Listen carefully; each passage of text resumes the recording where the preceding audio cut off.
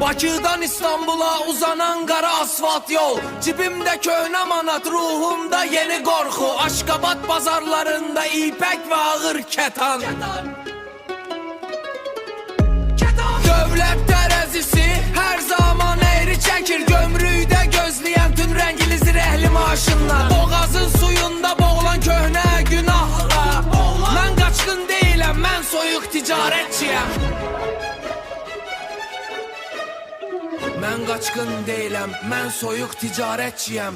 Zəfəran qoxusu hopub bahalı dəri oturacaqlara. Xəzər dənizi qədər soyuqdur mənim baxışlarım.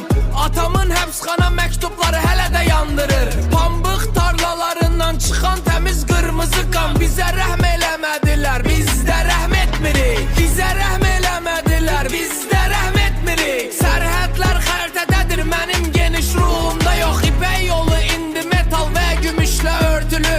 Hər addımda bir xəyanət, hər küncdə bir pusqu.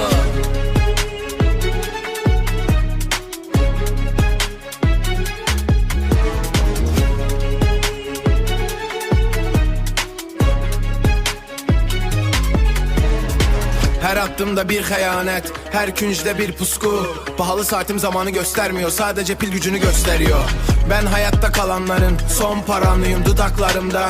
Ankara sokaklarında kaybolan gençlerin umutları.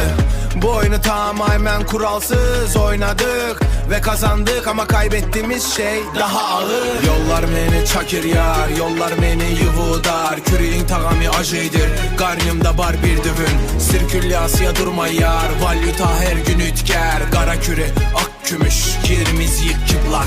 Hullu şəhər şohununda, sessiz basqançaqlar. Hər kim öz payinində izləyər bu supradan. Hər kim öz payini izləyər bu supradan. Benim payım bolsa dinə bu dikenli yollardır. Yuvaşlıkta geçen serhet geçelgeleri. Hiç kime inanma, kimse bergidar olma. Biz bu toprağı hem ağası hem J'si. İstanbul, Şemalya, Baku tozunu ekidər uzaklara. Mən hələ də buradayam, hələ də ayaqda. Hazar, yol, sərhəd.